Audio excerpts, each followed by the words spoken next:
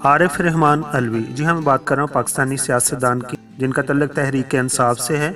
अब वो पाकिस्तान के 13वें सदर मुंतखब हो चुके हैं। आप पाकिस्तान तहरीक इंसाफ के फाल रुकन हैं और आपका तल्लुक एक आम घराने से है, यानी कि आपके कोई ना वालिद, ना कोई वालदा, ना कोई भाई मिनिस्टर थे और ना ही कोई बड़े जागीरदार थे।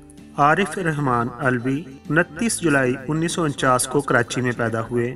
आपके वालिद का नाम हबीबुर रहमान इलाही अलवी था। आपके वालिद भी सियासत से दिलचस्पी रखते थे और आपके वालिद सियासी तौर पर जमात इस्लामी से मुंसलिक थे। आपके वालिद इंडिया में एक से डेंटिस्ट काम करते थे जो पाकिस्तान के क़याम के बाद कराची हिजरत करके आ गए। इंडिया में आपके वालिद जवाहरलाल नेहरू के खास डॉक्टर भी थे। इंडिया से माइग्रेट होने के बाद आपके वालिद ने सदर टाउन में यानी कि कराची के अंदर डेंटल क्लिनिक खोला था। आप अपने वालिद से बहुत इंस्पायर थे और उन्होंने भी सोचा कि मैं डेंटल ही में यानी कि अपनी एजुकेशन को हासिल करूंगा और कंप्लीट करूंगा, और इस तरह वो आला तलीम के लिए जब उनकी उम्र तकरीबन 18 साल थी यानी 1967 में वो लाहौर आए और उन्होंने लाहौर के एक कॉलेज से डेंटल सर्जरी में बैचलर की सनद हासिल की और फिर उन्होंने सन 1975 में मिशिगन यूनिवर्सिटी से प्रोस्थोडोंटिक्स में मास्टर की डिग्री हासिल की और फिर 1984 में सैन फ्रांसिस्को की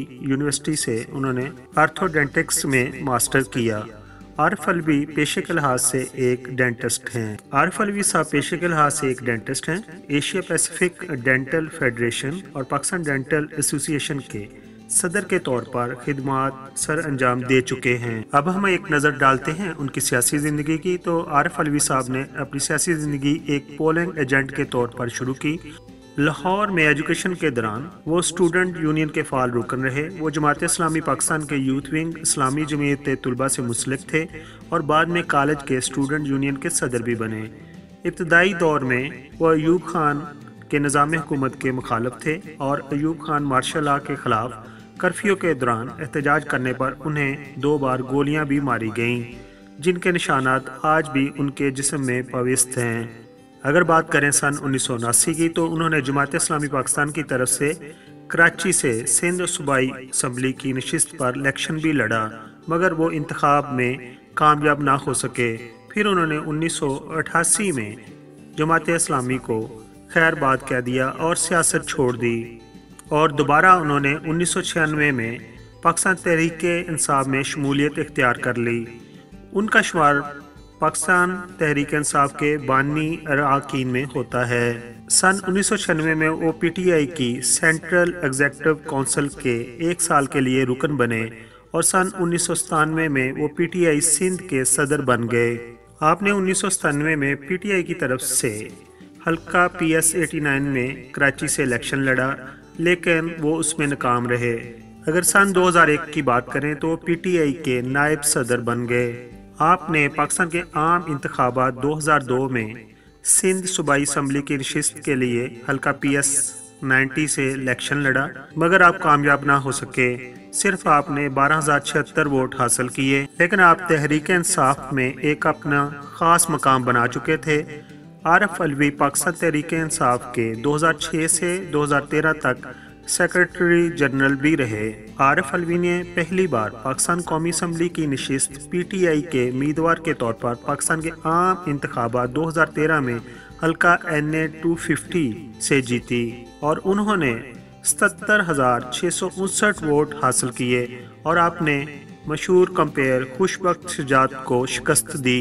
पाकिस्तान कौमी असम्बली की नशिस्त के लिए पाकिस्तान के आम इंतखाबात 2018 में उन्होंने NA 247 से PTI के उम्मीदवार के तौर पर दोबारा खड़े हुए और दोबारा इलेक्शन लड़ा और फिर वो मुंतखब हो गए। उन्होंने 91,020 वोट हासिल किए और अपने मद्दे मुकाबल तहरीक लब्बैक पाकिस्तान के उम्मीदवार सैयद ज़ुमान अली जाफरी को शिकस्त दी और फिर 18 अगस्त 2018 को पाकिस्तान तहरीक इंसाफ ने उन्हें सदर पाकिस्तान के उम्मीदवार के तौर पर नामजद किया और वो 4 सितंबर 2018 को पाकिस्तान के सदारती इंतखाबात में शामिल हुए और इस तरह आपने पार्लियामेंट में पोलिंग के दौरान 212 वोट हासिल किए, जबकि मौलाना फजलुर रहमान ने 131 और एतजाज़ हसन ने सिर्फ 81 वोट हासिल किए।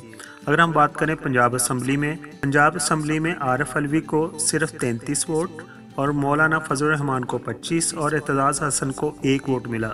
अगर हम बलूचिस्तान की बात करें तो आरिफ अलवी को 46, मौलाना फजल रहमान को 15 और जबकि पीपल्स पार्टी की असम्बली में कोई नुमाइंदगी नहीं थी, इसलिए एतजाज़ हसन को कोई वोट नहीं मिला। लेकिन अगर बात करें खैबर पख्तूनख्वा की तो आरिफ अलवी ने 78 वोट हासिल किए, जबकि मौलाना फजल रहमान ने 26 और एतजाज़ हसन ने सिर्फ 5 वोट हासिल किए।